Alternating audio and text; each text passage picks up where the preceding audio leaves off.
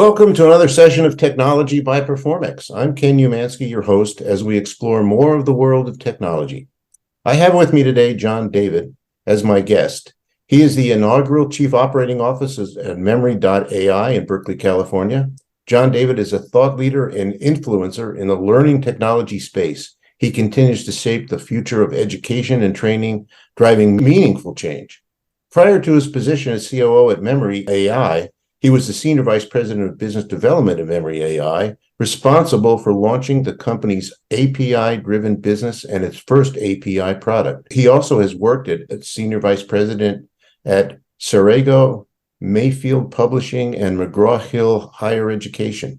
He has a PhD in classical language and literature from Boston University. Welcome, Jon-David, and thanks for joining me today. Yeah, Ken, thanks for having me. Many years ago, I worked in the education space and applaud the work you're doing. It's very important, and I think you've really, you're on your way to really changing education, which is a real necessary product today. Well, let me start by asking you, how do you see generative AI transforming traditional learning environments, especially in higher education and professional training? Yeah, no, it's a great question, obviously, on everybody's minds these days. I think particularly where higher ed and workforce or on-the-job kind of training is concerned, generative AI gives you, and for me, it's especially ChatGPT. Like, absolutely fascinated, I think, as many people are by having the generative AI be a conversation, right? And I think of it as discourse, right? I think that's a real key part of this. And so, to me, part that makes it so compelling is that anybody can get access to this now, right? ChatGPT, whether it's Bard, Claude, all these other ones, there's a version of them that are free and accessible. As long as you can get on a computer, you can get on that website, you can start to have a discourse and a dialogue with this. And so it just really opens up so much more.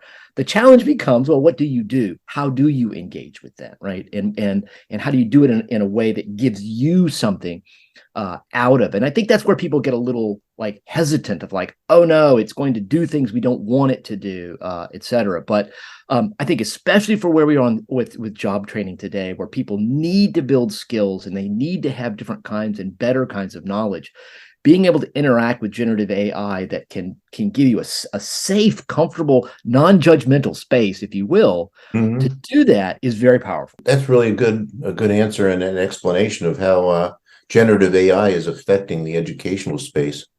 From your time at Sarego and Memre.ai, what unique benefits and challenges have you observed in applying AI to K through 12 education? And compare it to higher education, if you would. Yeah, no, it's really good because you've got two distinct spaces there. And, obviously there's some products that are coming out that are just, transformative and powerful.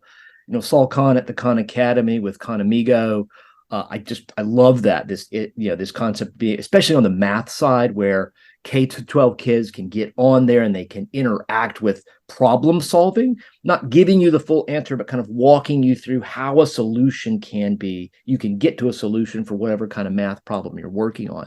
I think that's a really powerful part for that guidance, especially in the K through 12 space. In higher ed, I'll talk about it in a second, but for K-12, I think it's the teachers that are going to benefit the most out of the generative AI piece, because they have, we all know, especially here in America, in the States, that our K-12 teachers are heroes, right? But they don't always have all the resources they wish they would otherwise have to really guide those students. My mother is a lifetime educator in Louisiana, for example. So I have some closeness to this. And, the work that Sarago's done, we've done a massive rollout of this generative AI we have inside our learning platform in Queensland, Australia, to the entire Department of Education there. And it's the teachers there that get so excited about how they can use generative AI to create lessons and lesson plans, right, that they can offer to their students that might have otherwise taken hours and hours to build, right? So that's a powerful part of AI. It can bring in content that might have otherwise taken a very long time to build, and then those teachers can curate it specifically for their purpose.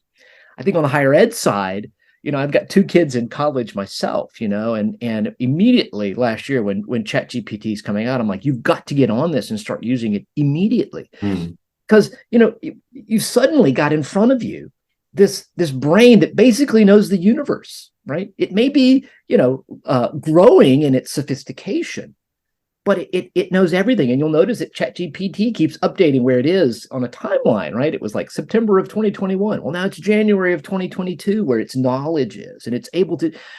But I think for college kids, higher ed, it's that concept of curiosity, right? How do we ask questions of this thing to begin to understand something about ourselves? And to me, that's the power and the difference between a K-12 and a higher ed space. But let me ask you another question about that. Yeah. I was on the board of a charter school in Washington, D.C., in Anacostia, which is probably one of the toughest neighborhoods in the country. And one of the things that we faced was teacher burnout. After 3 years of coming in, they really wanted to leave the educational environment. How do you see ChatGPT and AI helping with teacher burnout? Well, that's a great point, and to drive home, I think what we're saying, which is, when teachers can embrace the generative AI, it's like having that teacher aide in your class that maybe you couldn't otherwise get. Somebody who can help produce content and dive a little bit deeper somewhere where you might not have an expertise, right? You might want to draw out something like, I don't know so much about this. Can you help me pull together a lesson plan for it? And I think that, then it gives them this space to do other things with the kids, right? Where they can provide their value as a teacher rather than saying, well, do I need to be an encyclopedia that knows all this stuff? Well, no, that's not the value you bring as a teacher necessarily.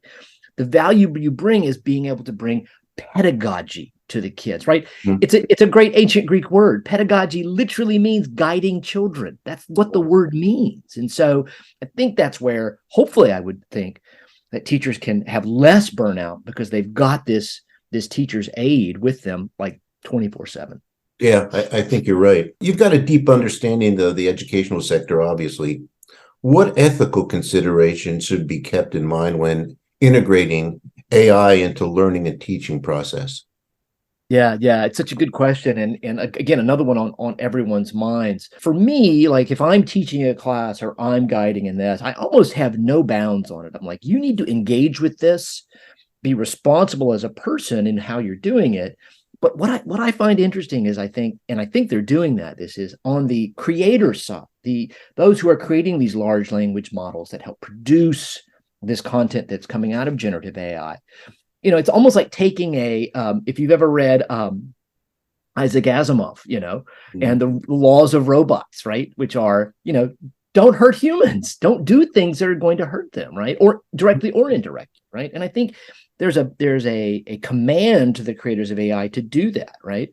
And then that second law, which is, don't hurt yourself out of all this, as long as it doesn't hurt the first law. So I think on the creator's side, they've got to imply some of those philosophical understandings of, how to benefit humans the most without also hurting themselves. That will be built into it. It's interesting that I was at an AI seminar a couple of weeks ago, and one of the things that one of the presenters talked about was how in the next year or so there is software being developed that is going to put constraints on AI and what AI can do, so that it doesn't hurt human beings in the future. So it's really an interesting area. We're going to come right up against the ethical environment or envelope, I should say, as AI continues to be developed. I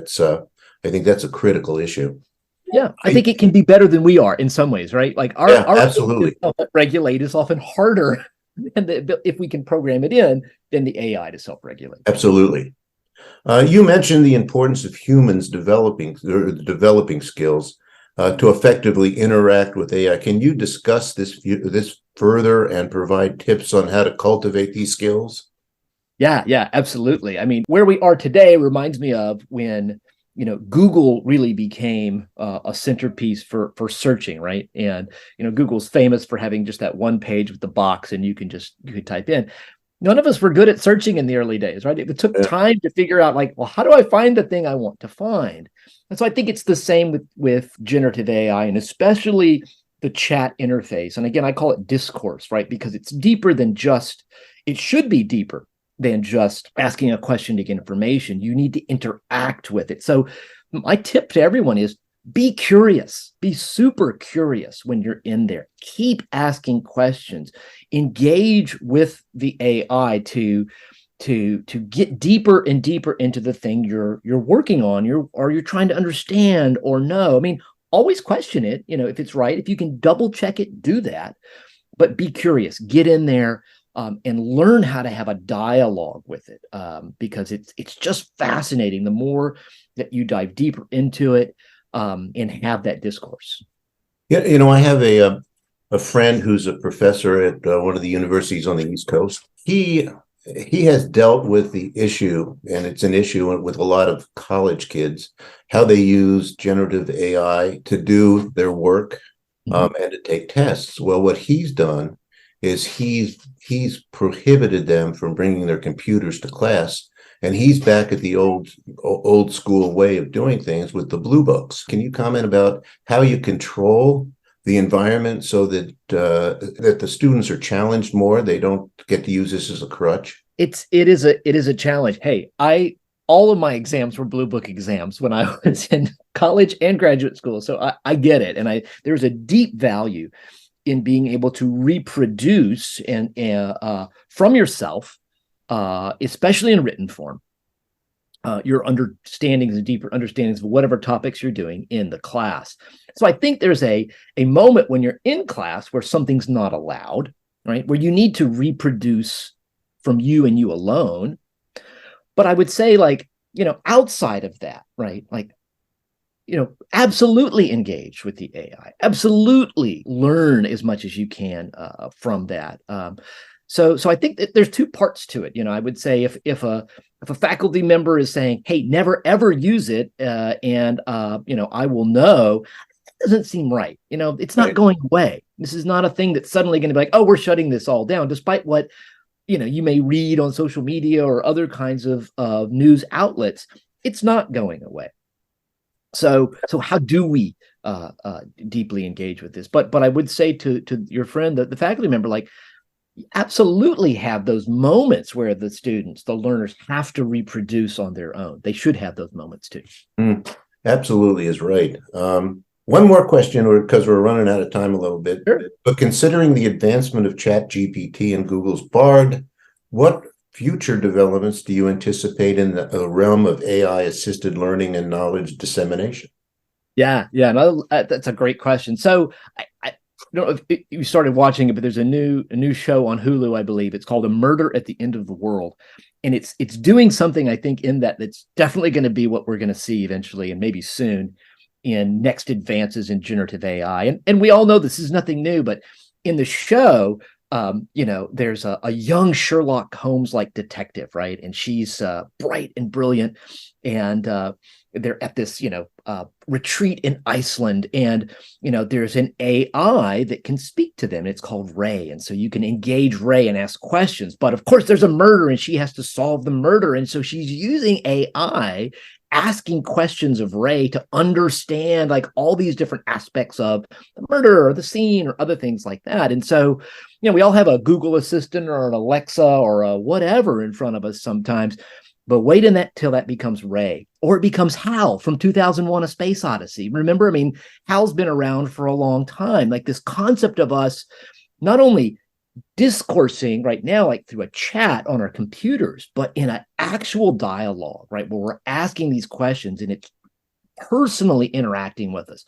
That's where I see some of this going. And it's going to be fascinating to have that alternate intelligence, as they call it in the show, like as an embodiment right in front of us. I'm reading Asimov's book on Musk, and what's interesting about it is one of the companies he started is developing a chip that goes into the brain that can communicate by thinking with your computer, and they're not that far away from developing it. Yeah. That's going to be interesting in terms of how education is going to use that. But we're out of time. And I really appreciate, the discussion. I thank you for a great discussion. It sounds like the education sector is using AI to advance education, but with some careful human insights and involvement. And I think that's critical. Thank you again for your insights, and keep up the important work you're doing. It is critical to the future of this country. One thing, how can our listeners contact you if they have questions? And I'm sure they will. Oh, no, great, Ken. Again, thank you for having me. And I'm easy to find on LinkedIn. That's probably the best way to find me. Jon-David Hague. I'm the only one out there on LinkedIn, and would love to connect with your listeners in any way and continue the dialogue. Great. Well, have a great weekend, and don't miss the next episode of TechKNOWlogy, when we'll discuss how cutting-edge technology is being implemented across many industries, and more importantly, the results of these companies are having using the technology. And remember to please contact Performance Business Solutions at performancebiz.com if you need help with any technology challenge, large or small.